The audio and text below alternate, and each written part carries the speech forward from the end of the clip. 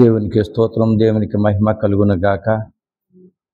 ఏలియాను హానోకు మరి పరలోకంలోనికి ఎత్తబడట కోసము ఒక ఎఫ్చిట్ పంపించి ఉన్నాను. మరి ఇది ఇంకొకటి కూడా ఇప్పుడు పంపుతున్నాము. సబ్స్క్రిప్షన్ చేసి తర్వాత లైక్ చేసి షేర్ చేయండి. అందరూ వింటారు. అది వినేవాళ్ళ బాధ్యత. తప్పనిసరిగా మీకు దానివల్ల వచ్చే బహుమతి దేవుడు ఇస్తాడు. దేవునికి స్తోత్రం, దేవునికి మహిమ కలుగును గాక. ప్రభా నీకే స్తోత్రములైనా యేసు ప్రభా, ఈ నీ బిడ్డలందరినీ దీవించండి, ఆశీర్వదించండి, కృప చూపించి దయ చూపించండి. నన్ను బరుగుపరిచి మీరే మాట్లాడి బిడ్డలకి వినేవాళ్ళకి బాగా అర్థమయ్యేలాగను దాన్ని అర్థం చేసుకునే బాధ్యత ప్రతి బిడ్డ కూడా వచ్చేలా ఏర్పాటు చేయమని యేసునామమున అడుగుతున్నాము తండ్రి. ఆమేన్. రాకడ బోరలు. ఏ ఆర్భాటము అనగా గొబ్బ పగిలిపోనంతటి పెద్ద శబ్దము.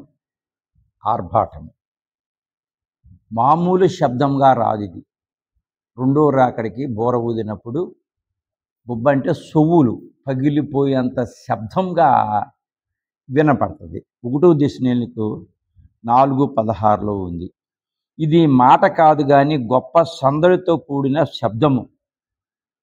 ఇది మాటలు కాదు, ఇది గొప్ప సందడితో కూడిన శబ్దము. ఇది అందరికీ వినబడును, అందరికీ వినపడుతుంది. అది ఎవరికి వినపడుతుంది అనేది వివరంగా మళ్ళీ ఇప్పుడు చెప్తాము. ఇది ప్రభు రాకడప్పుడు వినబడును. ప్రభు రాకడ వచ్చేటప్పుడే వినపడుతుంది. గనుక ఈ శబ్దము వినుటకు విశ్వాసులు ఇప్పటి నుండే ప్రభు స్వరమును విను అభ్యాసం గలవారే ఉండవలెను. అందరంటే ప్రభు మనుషులే, ప్రభుని ధ్యానించేవాళ్ళు, ప్రభునందు నిద్రించిన వాళ్ళకి, ప్రభువును నమ్మి బాప్తిసం తీసుకొని రాకడ కోసం ఎదురు చూస్తూ ప్రార్థన చేసే వాళ్ళకి ఈ శబ్దం వినబడుతుంది. తామును శుద్ధి చేసుకొని ప్రభు స్వరము వినుడి. మనం శుద్ధి చేసుకొని ప్రభు స్వరము వినబడటానికి మనము ఇప్పుడే సిద్ధపాటు కలిగి ఉండాలి. అలవాటు లేని ఎడల అప్పుడు భయము కలుగును. అలవాటు పడాలి. అందుకనే ప్రభు ఇప్పుడు ఇది మన ఆంధ్రకే కాకుండా భారతదేశమే కాకుండా ప్రపంచానికి కూడా ప్రభువే పంపుతానని ఈ వాగ్దానాన్ని ప్రభు చెప్పగా మేము చేస్తున్నాము. అది ముందుకి మీకే తెలుసుద్ది.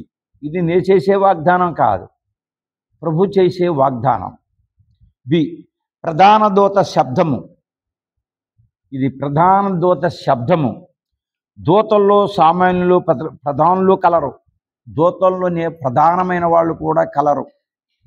ఒక్కొక్క సమూహమునకు ఒక్కొక్క ప్రధాన దూతలు కలరు. ఒక్కొక్క సమూహం అంటే ప్రజలకు ఒక దూత. అలాగే ఏటికి సంబంధించిన దూతలు కూడా వాటికి ఒక్కొక్క దూత ఉంటుంది. అట్లే భూమి మీద ఉన్న సమాజమునకు కూడా ప్రధానులు ఉన్నారు. భూమి మీద ఉన్నవాళ్ళు ప్రధాన దూతలు కూడా, ప్రధానులు కూడా ఉన్నారు. భూమి మీద ఉన్న సమాజమైన జనానికి కూడా. భూలోక ప్రభువులు ప్రభుని యొక్క రెండవ రాకడ సంగతి బాగా తెలుసుకుని, రెండవ రాకడ ఎలా వస్తుంది ఏంటి, ఫస్ట్ రాకడ తెలుసుకోమని పాత నిబంధన ప్రవక్తలు ఎంతగానో ఘోషించారు, రాశారు, బోధించారు. కానీ తీరా వచ్చినప్పుడు చాలామంది ఇది ప్రభు రాకడ కాదు, ప్రభువు కాదు వచ్చింది అని మోసపోయి చాలామంది మరి క్రీస్తు శకం 70వ సంవత్సరంలో ఈదులు ఊచకోత కొయ్యబడి, తర్వాత ఇప్పుడు జరుగుతున్న యుద్ధం కూడా పిలాతు ఎదుర్కొన్న నా మీద నా పిల్లల మీద ఈ నేరము పడును గాకని కోరుకున్న విధానం పట్టి వాళ్ళు ఇంకా ఇప్పుడు ఉగ్రత గిన్నె ప్రకటన గ్రంథంలో ఉన్న ఉగ్రత గిన్నె వాళ్ళు ఇప్పుడు కూడా తాగుతూ ఉన్నారు. దేవుని బిడలమైన మనము దేవుని రాకడ కోసం విరిగి దానికి సిద్ధపాటు కలిగి ఉండాలి.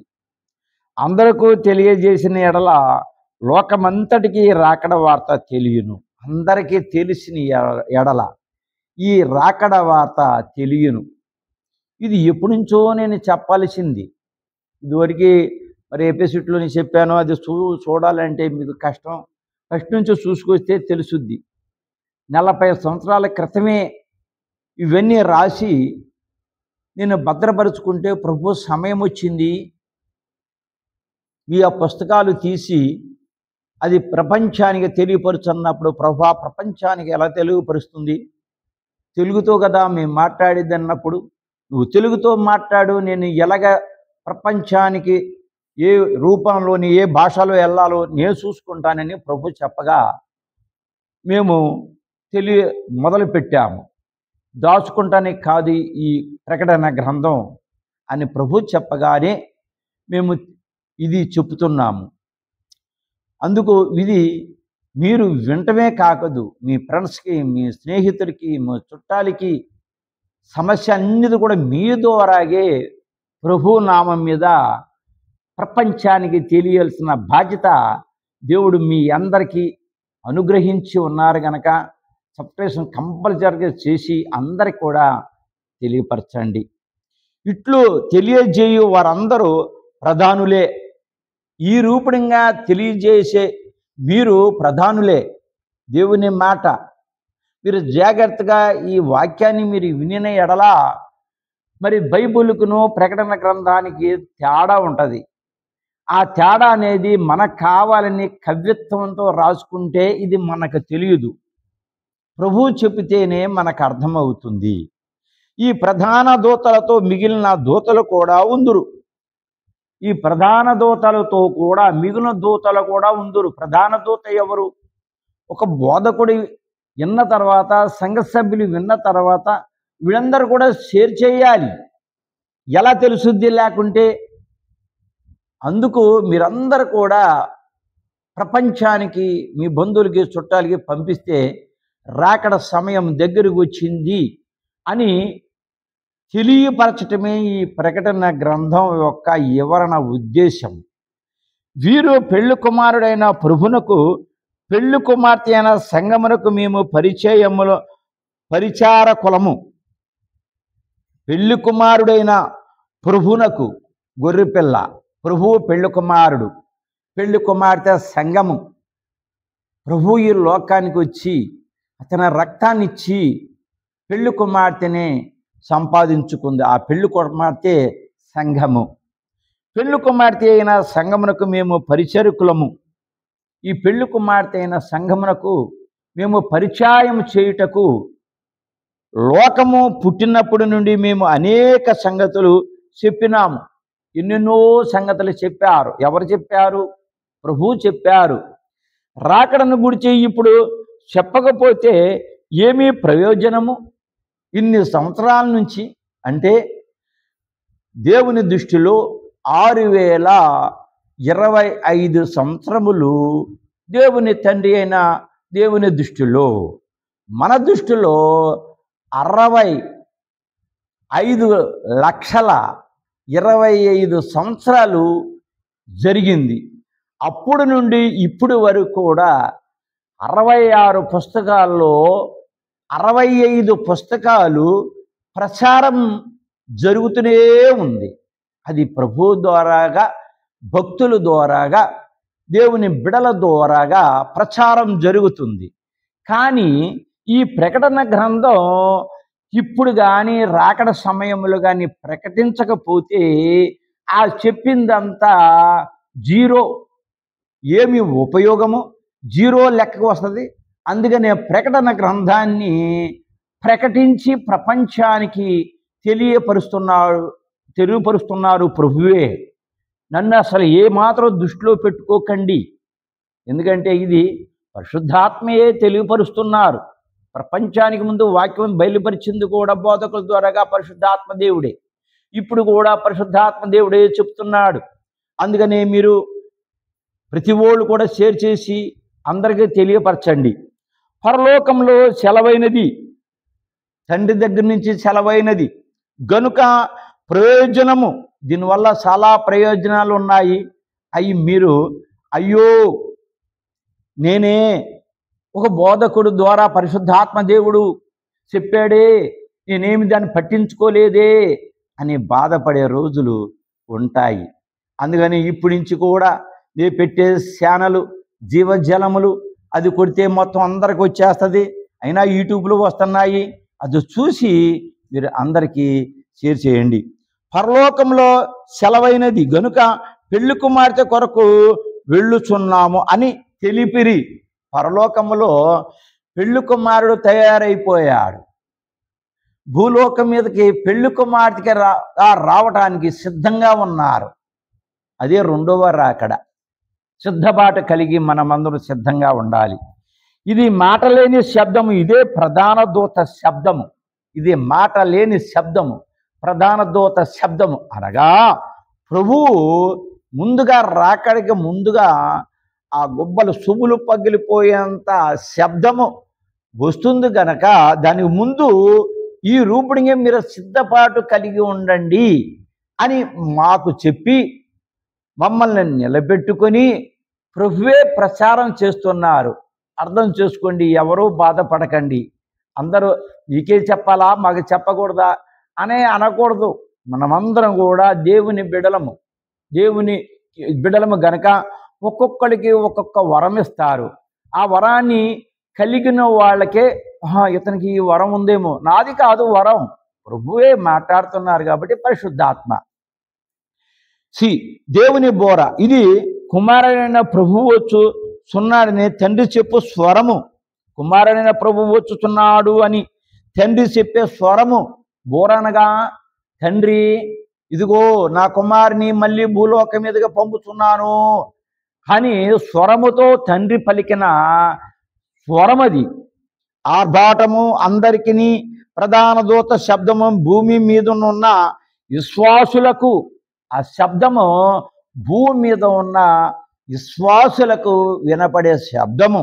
దేవుని బోర రాకడకు సిద్ధపడి మృతులైన వారికి వినబడును. దేవుని బోర ముందు మృతులైన వారు సమాధుల్లో ఉన్న వారికి ఈ శబ్దము వినపడుతుంది. బోర మ్రోగగానే మృతులు పరలోకమునకు వెళ్ళుదురు. బోర ఎప్పుడైతే మోగిందో అప్పుడు మృతులైన వాళ్ళందరూ కూడా వెంటనే లెగిసి పరలోకానికి వెళతారు. 1 కొరింథీ 15:52లో ఉంది. సజీవులు ఆ తర్వాత వెళుదురు. మృతులైన వాళ్ళు ఎప్పుడైతే లేచి వెళ్ళిపోతారో అప్పుడు సజీవగా ఉన్న మనమే పరలోకానికి వెళ్ళిపోతారు. దీనికి 2 గుర్తులు ఉన్నాయి. మోషే మరణించిన వాళ్ళకి గుర్తు, ఏలియా బ్రతికిన సజీవుల వాళ్ళకి గుర్తు. ఈ రూపంగా పరలోకానికి మనము వెళతాము. కొత్త పరలోకము, మధ్యాకాశంలో కట్టే పరలోకము. ప్రభు శరీరము సమాధిలో ఉన్నది. ఆత్మ పరదేశులో ఉన్నది. అట్లే ఆత్మల సమాధుల్లో నుండును గాని పరదేశునందుండును. ఆత్మలన్నీ పరదేశంలో ఉంటది. ఈ పరదేశం ముందు పాతాళ లోకంలో ఉన్నది. ప్రభు శనివారం నాడు సాతానుతో యుద్ధం చేసి అబ్రాహామును అనుకున్న పరదేశంలో ఉన్న పాత నిబంధన కర్తలందరినీ కూడా పరలోకాన్ని తీసుకెళ్ళి ఒక స్థానంలో, విలువైన స్థానంలో పరదేశంలో అని పేరు పెట్టి ఎక్కడ పెట్టారు. నేడు నువ్వు నాతో పరదేశంలో నుందువని ప్రభు దొంగతో పలికాను. అలాగే దొంగతో ఏమన్నాడు? ఒక దొంగ అన్నాడు. ముందు ఫస్ట్ దొంగ, ప్రభువా మీరు రక్షించుకొని మమ్మల్ని రక్షించయ్యా అని చెప్పాడు. రెండో దొంగ అన్నాడు, నీకు ఇంకా బుద్ధి జ్ఞానం రాలేదా? అతను దేవుని కుమారుడు, లోకానికి అతను రక్తాన్నిచ్చి పరిశుద్ధులుగా చేసి పాపాన్ని కడగటానికి లోకానికి వస్తే నువ్వు రక్షించుకొని మన రక్షించమని అంటావేంటి? ఇంకా నీకు బుద్ధి రాలేదా? ఈ శిక్ష అనుభవిస్తున్నావు కదా అని అతను గద్దించి, ప్రభువా నేడే పరలోకములో నన్ను గుర్తుపెట్టుకున్నప్పుడు నేడే పరదేశంలో నువ్వు ఉండుగా కానీ వెంటనే ప్రభు పలికి ఉన్నారు. లోక 23:43లో ఉంది. ఆత్మల పరదేశం నుండి వచ్చి సమాధుల నుండి లేచును. ఆత్మలు ఎక్కడ ఉన్నాయి? పరలోకములు ఉన్న పరదేశంలో ఉన్నవి. ఉన్న తర్వాత అవి ఎప్పుడైతే బూర మోత వినబడిందో ఆ ఆత్మలు భూలోకములో ఉన్న ఎముకలు కానీ ఒకవేళ తెలిసి తెలియకుండా కాల్చేసిన దేవుని బిడ్డలైనా కూడా చిన్న రవ్వంతా సముద్రంలో కానీ కాలువల్లో కానీ ఉండకుండా ఉండదు. ఆ రవ్వను కూడా పట్టుకొని ఆ ఆత్మ అందులో దూరి అవి పరలోకానికి వెళతాయి. దీనిని పునర్ధానము అందురు. మళ్ళా బ్రతకటం. క్షయితమైన శరీరం ఇప్పుడు దాకా మన ఉన్నది. అప్పుడు పరలోకానికి వెళ్ళేటప్పుడు అక్షత శరీరాన్ని దాల్చుకొని అక్కడికి మనం వెళ్తాము. పైనుండి వెళ్ళిన పునర్ధానం మనబడదు. పైకి వెళ్ళిన పునర్ధానం అది. ఓ మరణమా నీ ముల్లెక్కడ? ఓ మరణమా నీ విజయం ఎక్కడ అని లేతురు. ఓ సాతానా మేము లోనే ఉన్నావని నువ్వు అనుకున్నావా? ఓ మరణమా యేసు ప్రభు ముందుగానే మరణించి లేచారు కదా, అలాగే మేము లేస్తామని మీరంటే ఉట్టిదే అన్నారు కదా. ఓ మరణమా నీ ముల్లెక్కడా? ఓ మరణమా నీ విజయం ఎక్కడా? నువ్వు ఓడిపోయాము, మేము గెలిచాము అని లేచి పరలోకము వెళ్ళటమే అది రాకడ. సమాధుల్లోని శరీరములేమోగును తెలియదు కానీ మహిమ శరీరములు వచ్చును. అక్షత శరీరాలు వస్తాయి. ఇవన్నీ కూడా అక్షత శరీరం దాల్చుకుంటారు. ఆర్భాటముతో ప్రధాన దూత శబ్దముతో. ఆర్భాటము చిన్న శబ్దం కాదు. ఇది ఎవరికి వినబడుతుందంటే దేవుని నమ్ముకున్న బిడల మాత్రమే. వాళ్ళు మరణించి ఉండొచ్చు, సజీవులుగా ఉండొచ్చు. వాళ్ళైనా వీళ్ళకైనా వాళ్ళకే వినపడుతుంది, మిగిలిన వాళ్ళకి మాత్రం వినబడదు. దేవుని బోరతో ప్రధాన పరలోకము నుండి దిగివచ్చును. దేవుడు పరలోకము నుండి కూడా మరి బోరతో ప్రభు పరలోకము నుండి దిగివచ్చును.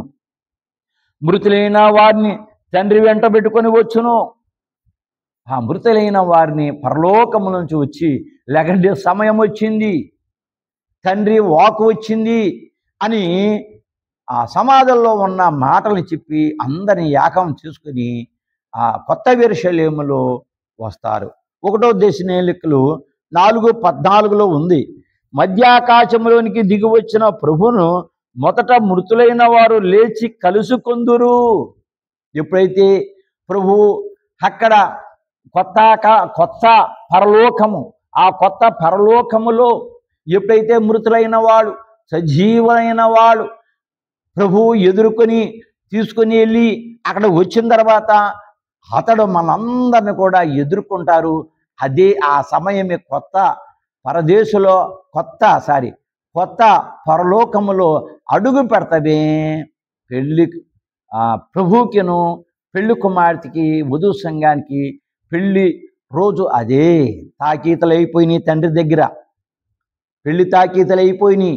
అవి నీవు తీసుకున్నావా? పెళ్లి కుమార్తె అయినా నువ్వు తీసుకోలేదా? అది ఈ లోకంలోనే ఉన్నప్పుడు నువ్వు తెలుసుకోవాలి. దీనికి చాలా ఉన్నాయి. జీవగ్రంథంలో పేరు ఉండాలి. అది ఉందా లేదా? నువ్వు పెళ్లి కుమార్తెగా సిద్ధమయ్యే రాకడ మేకం ఎక్కే వాతావరణం ఉందా? అది కూడా భూమి మీదే తెలుసుకొని ఉండాలి. ఈ చాలా ఉన్నాయి. అవన్నీ కూడా నువ్వు కలిగి ఉన్నావా లేదా తెలుసుకోవాలి. పిమ్మట సజీవులైన వారు మార్పు నుండి కలుసుకొందురు. సజీవులైన వారు కూడా మనం కూడా మార్పు వస్తాము. మార్పు వచ్చేసి అప్పుడు క్షయితమైన శరీరాన్ని ఇదిల్చుకుని అక్షత శరీరంగా మనం కలిసి పరలోక రాజ్యానికి వెళతాము. 1 కొరింథీ 15:1లో ఉంది. ఇది అంతయు ఒక రెప్పపాటులో జరుగును. ఇప్పుడు చెప్పింది చాలా సేపు అయిపోతుంది. మీరంటానికి కూడా కొంతమంది చిరాకు పడుతున్నారేమో. ఇవన్నీ కూడా ఎప్పుడు జరుగుద్దేమో, ఎంతసేపు పట్టుద్దని కాదు ఇక్కడ, క్షణంలో. అనగా ఈ రెప్పపాటు సెకండులో, నిమిషంలో కాదు, సెకండులో 11వ భాగము అంటే సెకండ్ ఇది. ఇందులో 11వ భాగము అంటే ఎంత చిన్నిది ఆ సమయము. ఆ భాగం ఇదే. సంఘారోపణ రెండవ రాకడ. ఒక్క సెకండ్లో 11 భాగాలు చేస్తే ఒక భాగము ఎంత ఉంటుందో అంతలోని మొత్తం కూడా ఏర్పడిపోద్ది. ఎందుకంటే తండ్రి ఒక్క మాట అంటే ప్రపంచము, భూమి, ఆకాశము, సముద్రము సమస్తము తయారు చేసిన తండ్రి ఇవి ఒక్క సెకండ్లోని 11 భాగాలు చేస్తే ఒక్క భాగంలో లేపలేడా? లేపగలుగుతారు. పరలోకములో పెళ్లి కుమార్తె సంఘము గొర్రెపిల్ల ప్రభువు. పరలోకంలో పెళ్లి కుమార్తె సంఘము ఈ కొత్త యెరూషలేములో 12 మంది పాత నిబంధన కర్తలు, పిల్లర్స్ మీద గోత్రాలు ప్రకటన గ్రంథములో ఉన్న వజ్రవైడూరాలతో కట్టబడతాయి. గుమ్మాలు కొత్త నిబంధనలో ఉన్న 12 గుమ్మాల్లోని ప్రకటన గ్రంథంలో ఉన్న వజ్రవైడూరాలతో రత్నాలతోని కట్టబడుతుంది. ఈ రూపంగా కట్టబడ్డ దాంట్లో వధువు సంఘమైన మనము తిరగగలము. ఆ రంగుల్లో 12 రంగుల్లో ప్రభు యొక్క వివాహము జరుగున అక్కడే. అప్పుడు ఎప్పుడైతే మనము ఆ పరలోకములో అడుగు పెడతామో అప్పుడే పెళ్లి కుమారుడికిను పెళ్లి కుమార్తెకి మనకి వివాహం జరుగుతుంది. ఇది గుర్తుపెట్టుకోండి ప్రతి వాళ్ళు కూడా. యేసు ప్రభుకి వివాహం అప్పుడే జరుగుతుంది. యేసు ప్రభు పెళ్లి కుమార్తె ఎవరు? వధువు సంఘము. అది గుర్తుపెట్టుకోండి. ఒకళ్ళో ఇద్దరు కాదు ఇక్కడ. వధువు సంఘము. మగవాళ్ళు ఆడవాళ్ళు అందరూ కలిసి కూడా వధువు సంఘము. ఈ వివాహమునకు సంఘము పెళ్లి కుమార్తెగా కూర్చుండును. అక్కడ పెళ్లి కుమార్తెగా వెళ్ళి కూర్చుంటారు. పెళ్లి కుమారుడు క్రీస్తుగా కూర్చుండును. వధువు సంఘమంతా పెళ్లి కుమార్తెగా కూర్చుంటే వరుడైన గొర్రె పిల్లైన యేసు ప్రభు పెళ్లి కుమారుడుగా ఒక్కడే కూర్చుంటారు. పెళ్లి కుమారుడి విషయంలో ఏ విధంగా పొరపడినను ప్రేమ తగ్గినను పెళ్లి కుమార్తె వరుసలోనికి చేరలేము. పెళ్లి కుమార్తె పెళ్లి కుమారుడి మీద ఏమాత్రమైన ప్రేమ తగ్గితే, ఏ ప్రేమది? లోకానికి శరీరానికి సంబంధించిన ప్రేమ కాదు, ఆత్మకు సంబంధించిన ప్రేమ. నా యేసు ప్రభు నా భర్త, అలాగే నా తండ్రి, నా తల్లి, నా చెల్లి, నా అన్నదమ్ముడు సమస్తము నా వారే అని నువ్వు నమ్మితేనే నువ్వు పెళ్లి కుమార్తెగా సిద్ధపడగలవు, రాకడలో ఎత్తబడగలవు. నీవేమాత్రము ఇందులో అనుమానం వచ్చినా నీకు ఎత్తబడే ఛాన్స్ లేదు, చేరలేము. గనుక జాగ్రత్త పడవలెను. ఇప్పుడు ఎందుకంటే ఇది ముందుగానే మేము ప్రకటిస్తున్నాము గనుక. ముందుగానే ఎంతో మంది బోధకులు ప్రకటించారు, నేనే కాదు. సువార్తల్లోని, తర్వాత పాత నిబంధన, కొత్త నిబంధన 65 పుస్తకాల్లోనే ప్రచారం చేశారు. కానీ ఇది లాస్ట్ ప్రచారం, ప్రకటన. పెళ్లి కుమార్తెగా ఎత్తబడి వారి ఉండవలసిన లక్షణములు, పెళ్లి కుమార్తెగా ఎత్తబడటానికి ఉండవలసిన లక్షణములు: విజ్ఞానము ఉండాలా, వినపము, జాగ్రత్తగా ఉండాలా, విశ్వాసము, మంచి విశ్వాసము కలిగి ఉండాలి. ఏ విశ్వాసము? 12 సంవత్సరాల రక్తం కలిగిన స్త్రీ ఆ రోజున మార్తా మరి ఆ ఇంటిలో ఎల్లి కొనసెంగు ముట్టుకోకానే ఆమె రోగము నివారణమైనది. ఆమెకేముంది? ఈ రోజున విశ్వాసం ఉంది. ప్రభు నీ విశ్వాసమే నిన్ను కాపాడింది అమ్మా అని అన్నారు. అలాంటి విశ్వాసము, ప్రభు ఎలాంటి సమస్య అయినా కూడా నాకు తీరుస్తారు అన్న విశ్వాసము కలిగి ఉండటమే నువ్వు పెళ్లి కుమార్తెగా సిద్ధపాటు కలిగి ఉన్న బిడ్డగా తీర్చబడతావు. విధేయత. అందరూ ఉన్నవాడికి కుర్చీ, లేని వాడికి నేలని కాదు. ఉన్నవాడికి నువ్వు ఇంట్లోకి వచ్చినప్పుడు అది ఇది పెట్టడం కాదు, లేని వాడికి పెట్టకపోవటం కాదు. అందరినీ కూడా ఒకే విధానంగా మాట్లాడటం, చూడటం, సమస్తము కూడా కలిగి ఉండుటే విధేయత. ఒకటి విజ్ఞానము. నీలో విజ్ఞానము, నీ జ్ఞానముగా అందరినీ కూడా ఆదరించేలాగా ఉండాలి, పేదవాళ్ళని ఆదరించేలాగా ఉండాలి. అలా ఏది కావాలంటే నీ స్తోమతను బట్టి ఇచ్చే విధానంలో ఉండాలి. రాకడం గురించి యావత్తు పూర్తిగా తెలుసుకొనవలెను. నువ్వు రాకడ కోసం పూర్తిగా తెలుసుకొనవలెను. మేము ఎప్పటి నుంచో విన్నాములే, బోధకులు చెప్పారులే, వాళ్ళు చెప్పారులే, వీళ్ళు చెప్పారులే అని కాదు. ఆ బోధకులు ఎంతో నేనంతే, నేనంతో బోధకులు ఎంతే. ఒక్కొక్కరిగా ఒక్కొక్క రాగా ప్రభు చెప్పమంటారు. అది వినాలి, ఇది వినాలి.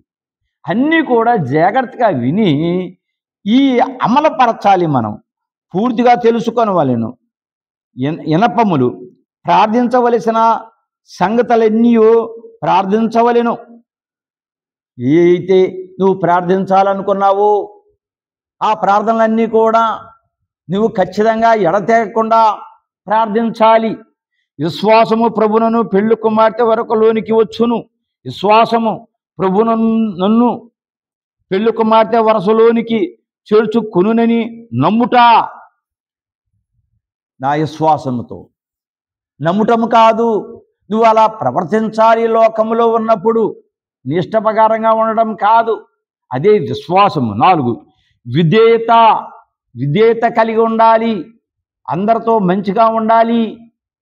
నీకు అన్నీ ఉన్నాయని, ఒకవేళ నీకు దేవుడిచ్చిన వరములు ఉన్నాయని అహంకారమేమో, డబ్బుందని అహంకారమేమో, లేకుంటే నాకు అన్నీ ఉన్నాయి కదా, ప్రార్థనకి వెళుతున్నాను వస్తున్నాను అని అంటే కుదరదు. అది నువ్వు ఎంత బోధకుడివైనా, నువ్వెంత గొప్పవాడివైనా, నువ్వెంత చిన్నవాడివైనా, దేవుని నమ్ముకున్న బిడలు ఖచ్చితంగా మీ ప్రార్థన బట్టి మీ విశ్వాసాన్ని దేవుడు కనుపరుస్తాడు. ప్రార్థన లేని జీవితం నువ్వెంతన్నా కూడా జీరో జీవితంతో సమానము. నువ్వేదో వాక్యం చెబుతున్నాము, లేకుంటే నేనేదో అనాథశాల కట్టాను, లేకుంటే బోధకుల్ని తయారు చేస్తున్నాను, గుళ్ళు కట్టాను, ఏదేదో చేశానని నువ్వు ప్రార్థన మాత్రం మర్చిపోతే నిన్ను దేవుడు మర్చిపోతాడు. నువ్వు ఎంత చేసినా చేయకపోయినా ప్రార్థన జీవితం కలిగి ఉండవలెను ప్రతి విశ్వాసి కూడా. విధేయత. వాక్యము చెప్పిన రీతిగా అనగా ప్రభు చెప్పినట్లు చేయుట. వాక్యం అంటే ఏమిటి? ప్రభువు మనకి పుస్తకాల్లో బైబిల్లో రాసిన విధానంగా మనం అదే బోధించుట. ప్రభు చెప్పిందే బోధించుట. కల్పనా కథలు, లేనిపోని మాటలు, ఏది పోని ఒకవేళ కల్పనా కథలైనా లేనిపోని మాటలైనా బైబిల్కి దేవునికి అనుకూలంగా ఉండాలి కానీ బయటికి తీసుకొచ్చి లోన పెట్టడం అనేది ప్రభు దృష్టిలో తప్పు. 10 మంది కన్యకల్లో మత్తయి సువార్త 20 అధ్యాయములు 5 మిగిలిపోయిరి. ఇక్కడ 10 మంది కన్యకలు ఉన్నారు, 5 మిగిలిపోయారు. 5 లోనికి ప్రభు ఆ మాట విని లోనకి వెళ్ళారు. కారణమేమనగా పెళ్లి కుమారుని మీద ప్రేమ కొద్దిగా తగ్గినది, మొత్తులయ్యారు. ప్రార్థన లేదు. మా బుడ్డిలో నూనె అయిపోయింది, మీ బుడ్డిలో నూనె 5 దగ్గర ఉన్నాయి కదా, కొద్దిగా ఇమ్మంటే అయ్యయ్యో మాకు చాలదు, మీరు క్వాంటి కొట్టుకాడికి వెళ్ళి కొని తెచ్చుకోండి అని అన్నారు. వీళ్ళు క్వాంటి కొట్టుకు వెళ్ళారు, కొని తెచ్చుకున్నారు. ఈ లోపల తలిపేసేశారు. ఇది నిజమైన నూనె కాదు. ఏది విశ్వాసం, ప్రార్థన లేదు. మీరు క్వాంటి కట్టుకాడు వెళ్ళి కొని తెచ్చుకోమంటే మళ్ళా ప్రార్థన చేసి మీరు విశ్వాసంతో రండి అన్నారు. ఈ లోపల వీళ్ళు ప్రార్థన చేసి విశ్వాసంతో వద్దారని బయటకు వచ్చేటప్పటికల్లా సమయం. అలా కాకుండా ముందే మన సమయాన్ని సద్వినియోగం చేసుకోవాలి. ప్రకటన గ్రంథం 2:3 గనుక ప్రభు పెళ్లి కుమార్తె వరసలోనికి వచ్చే వారిని త్వరగా సిద్ధము చేయమని ప్రార్థించవలెను. వరసలోనికి వచ్చేవారికి త్వరగా సిద్ధము చేయమని ప్రార్థించవలెను. ఎవరికి ప్రార్థించాలి? ప్రభుకి ప్రార్థించాలి. ప్రభువా, ఈ పెళ్లి కుమార్తె వరసలో వచ్చే వాళ్ళందరినీ కూడా ప్రార్థన చేసి సిద్ధపాటు కలిగేలాగా ఏర్పాటు చేయి ప్రభువా. కొంతమంది బాధలు, శ్రమలు 7 సంవత్సరాల్లోనే ఆగిపోతారేమో ప్రభువా, అలా ఆగకుండా నువ్వు సిద్ధపాటు చేయి ప్రభువా అని ప్రార్థించాలి.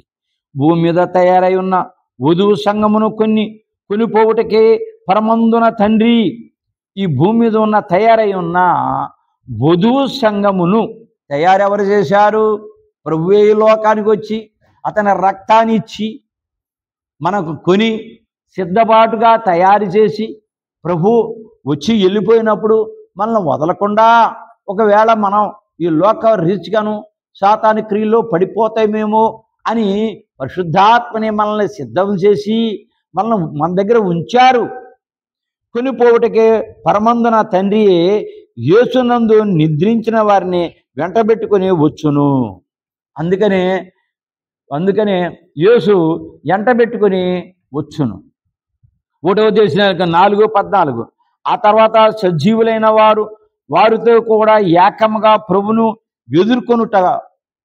సజీవులైన వాళ్ళందరూ కూడా ఏకముగా ప్రభుని ఎదుర్కొనుట. ఆకాశమండలములకు మేఘముల మీద కొనిపోబడుదురు. ఆకాశమండలం మేఘాల మీద కొనిపోబడుదురు. మేఘాలు ఒక్కొక్క మనిషికి ఒక్కొక్క మేఘం. ఆ మేఘాల మీద కొనిపోబడుదురు. 7 దీపములు ప్రకటన గ్రంథం 45:4-5. ఈ 7 దీపములు సంపూర్ణమైన పరిశుద్ధాత్మ శక్తికి సాదృశ్యంగా ఉన్నది. ఈ 7 దీపములు కూడా పూర్ణమైన పరిశుద్ధాత్మ శక్తికి సాదృశ్యంగా ఉన్నది. ఈ 7 దీపాలు అనగా పరిశుద్ధాత్మ శక్తి 7 రీతులుగా పనిచేస్తున్నది. పరిశుద్ధాత్మ శక్తి 7 వాతావరణంగా పనిచేస్తున్నది. 7 అనే సంఖ్య పరిపూర్ణతను సూచించుతున్నది. పరిపూర్ణతను సూచిస్తున్నది అనగా ఆత్మ యొక్క పని 7 రీతులుగా కనబడుతున్నది.